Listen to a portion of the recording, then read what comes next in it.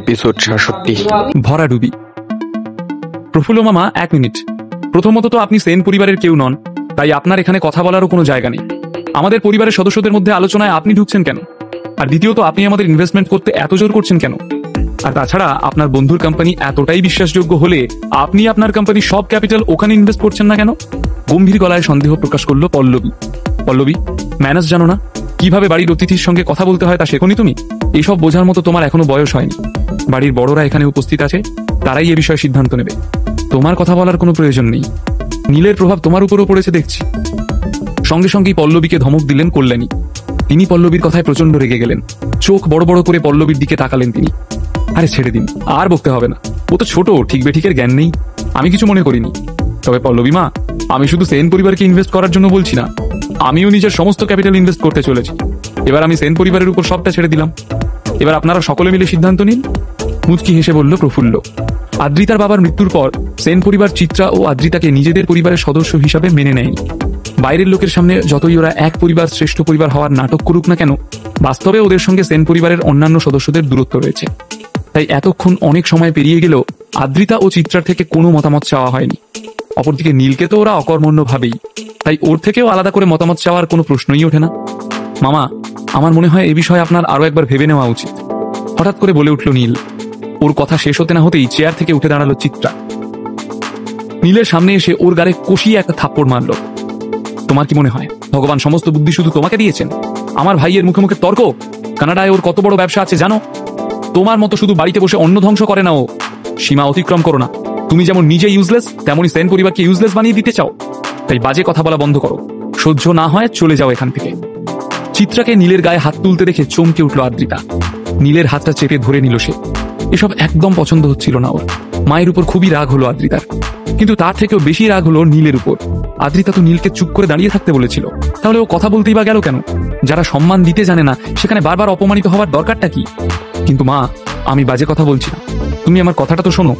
টাকা রোজগার করা কি এতই সহজ? তোমার মনে হয় না যে টাকা রোজগার এত সহজ হলে ভারতে এত গরিব মানুষ থাকতেন না? চড় খাওয়ার পরও নিজের কথার গুরুত্ব বোঝানোর প্রাণপণ চেষ্টা চালিয়ে যেতে লাগলো নীল। প্লিজ চুপ করো না। ফালতু ফালতু কেন বিষয়টা টানছো? যে অপমানিত হতে ভালো লাগছে তোমার, আমার কিন্তু ভালো লাগছে না।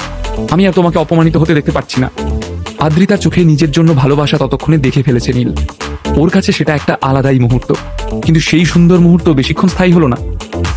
ফের নীলকে একটা থাপ্পড় মারলো চিত্রা, আর এই থাপ্পড়টা সেই মুহূর্তে আশা করেনি নীল। একেবারে হকচকিয়ে গেল সে। তুমি আবার মুখ খুললে? আমি তো বারণ করলাম তোমাকে, তারপরেও?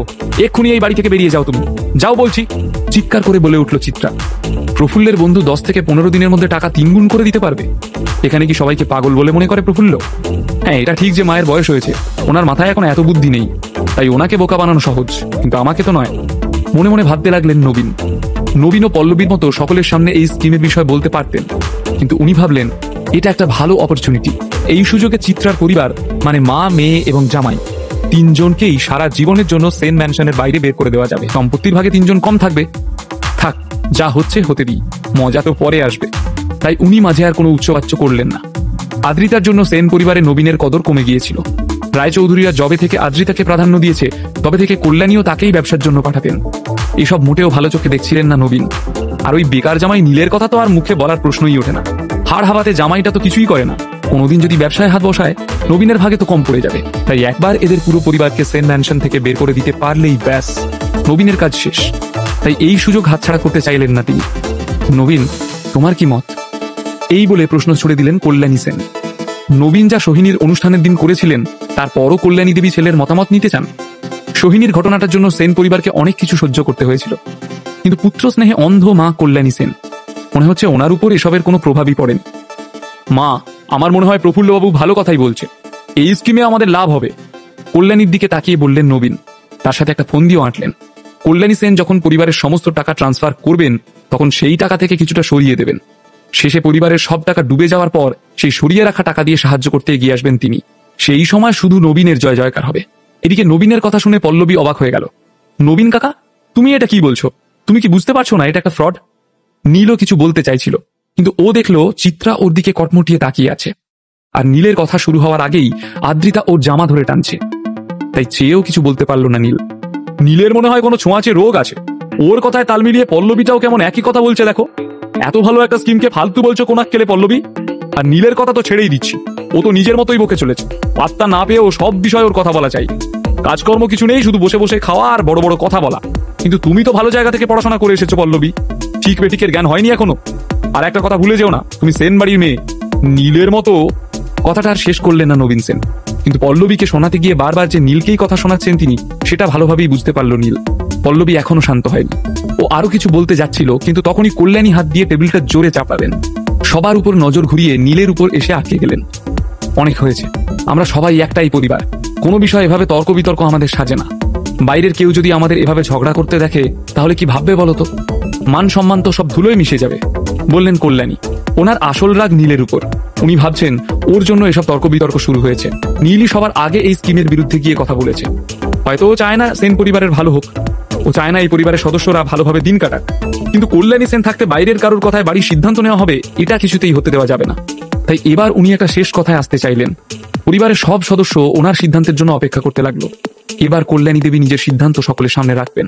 সকলে ওনার দিকেই তাকিয়েছিল। উনি একটা দীর্ঘশ্বাস নিয়ে বললেন, আমি ঠিক করেছি যে সেন পরিবারের সব টাকা প্রফুল্লকে দিয়ে দেওয়া হবে। কিন্তু ঠাম্মা, পল্লবীর কিছু বলার আগেই কল্যাণী তাকে হাত দেখিয়ে চুপ করিয়ে দিলেন। আর কিছু বলো না পল্লবী, সবসময় এটা মাথায় রেখো যে তোমার সারনেম সেন। কোনোদিন এটা ভুলে যাও না যেন। কল্যাণীর সিদ্ধান্ত শুনে লাফিয়ে উঠল চিত্রা। প্রফুল্লেরও আনন্দের ঠিকানা রইল না। ওর বন্ধুর কোম্পানিতে কয়েকশো কোটি টাকা ইনভেস্ট করতে চলেছে সেন পরিবার। এ থেকে খুশির খবর আর কি হতে পারে? উপরন্তু প্রফুল্লের সব টাকা তো রয়েছেই, সেই সব টাকা 10 থেকে 15 দিনের মধ্যেই 3 গুণ হয়ে যাবে। সেন পরিবারের অর্ধেকের বেশি লোক তো স্বপ্নের দুনিয়ায় চলে গেল। এত টাকা দিয়ে ওরা কি করবে ভেবে উঠতে পারছে না যেন। কিছুক্ষণের মধ্যেই সেন পরিবারের ফিনান্স হেড সেন ম্যানশনে এসে উপস্থিত হলো। কল্যাণী দেবীর সাইন নিয়ে প্রফুল্ল পালের অ্যাকাউন্টে ট্রান্সফার করে দেওয়া হলো পরিবারের সব টাকা। নবীনও নিজের ফোনে ব্যস্ত হয়ে পড়লেন। কিছুক্ষণের মধ্যে ওনার মুখে একটা মুচকি হাসি খেলে গেল। উনি যে টাকাটা সরাবেন ভেবেছিলেন সেটাও ওনার অ্যাকাউন্টে ঢুকে গিয়েছে। ব্যাস, আর কোনো চিন্তা নেই। নীলের চোখের সামনে এসব হচ্ছিল। সেন পরিবারকে এভাবে ডুবতে দেখবে তা কখনো স্বপ্নেও ভাবতে পারেনি সে। নিজের চোখ বন্ধ করে শুধু অবিশ্বাসে মাথা নাড়তে লাগলো নীল। সব ফর্মালিটি শেষ হওয়ার পর সবাই যে যার বাড়ি ফিরে গেল। আদ্রিতা আর নীল দুজনেও বেরিয়ে এলো সেন ম্যানশন থেকে। তারপরই আদ্রিতা নীলকে নিজের কাছে টেনে বলল, আজকে মা তোমার সাথে ওভাবে ব্যবহার করলো, তার জন্য সরি নীল। মাথা নিচু করে কথাটা বলল আদ্রিতা। কিন্তু নীল ওর গালে হাত বুলিয়ে বলল, একদিকে চড় খেয়ে ভালোই হয়েছে, না হলে আমার বউ যে আমার কথা এতটা ভাবে সেটাই জানতে পারতাম না। নীলকে সামান্য ঠেলে দিয়ে আদুরে গলায় আবারও আদ্রিতা বলল, তুমি কি আজ ফ্রি আছো? মামা 2.5-3 বছর পর ভারতে এসেছে। তুমি তো জানোই যে বাবা মারা যাওয়ার পর মামাই আমাদের জন্য সবকিছু করেছে। তাই আমি ভাবছিলাম ডিনারটা যদি একসঙ্গে করা যায়। সময় হবে তোমার? এরকম ভাবে বলছো কেন? তুমি তো আমাকে শুধু হুকুম করবে মহারানী। হাসতে হাসতে বলল নীল। আদ্রিতাও খিলখিল করে হেসে উঠল। মা আর প্রফুল্ল মামাকে এখানে দাঁড়াতে বলো, আমি গাড়িটা নিয়ে আসছি। এই বলে নীল যেতে যাবে, কিন্তু আদ্রিতা ওকে আটকালো। তুমি কি আজকেও বসের গাড়ি নিয়ে এসেছো? অবাক হয়ে প্রশ্ন করলো আদ্রিতা। হ্যাঁ, একদম ঠিক ধরেছো। আমার বস খুবই ভালো, আমার কদর করে। এটা বলতে বলতে গাড়ির দিকে হাঁটতে লাগলো নীল। ঠিক সেই সময় ম্যানশন থেকে প্রফুল্ল মামা বেরিয়ে আদ্রিতার পাশে এসে দাঁড়ালো। নীলকে ওর গাড়িতে বসতে দেখে অবাকই হয়ে গেল সে। আরে বাস, নীল তাহলে এতটাও খারাপ মানুষ নয়, এত দামি গাড়ি কিনেছে। হাসতে হাসতে বলল প্রফুল্ল, এটা ওর বসের গাড়ি, ওর নয়। গম্ভীর হয়ে বলে উঠল আদ্রিতা, ওর মতো ইউজলেস মানুষ যদি এই গাড়িটা কিনতে পারতো তাহলে আমার মেয়ে এই পৃথিবীর সব থেকে ধনী স্ত্রী হতো। পাশে এসে দাঁড়িয়ে উত্তর দিল চিত্রা। আচ্ছা, তাহলে এটা ওর বসের গাড়ি? নীল কোন কোম্পানিতে কাজ করে? প্রফুল্লের প্রশ্ন শেষ হওয়ার আগেই গাড়ি নিয়ে ওদের সামনে এসে দাঁড়ালো নীল। ওরা তিনজনই নীলের গাড়িতে উঠে বসতেই গাড়িটা আনোয়ার শাহ রোড ধরে আদ্রিতার বাড়ির উদ্দেশ্যে রওনা দিল। সকাল সকাল কলকাতার রাস্তাঘাট বেশ জ্যামে ঠাসা। এক এক করে সিগন্যাল পেরিয়ে নীল গাড়ি ছোটাচ্ছে।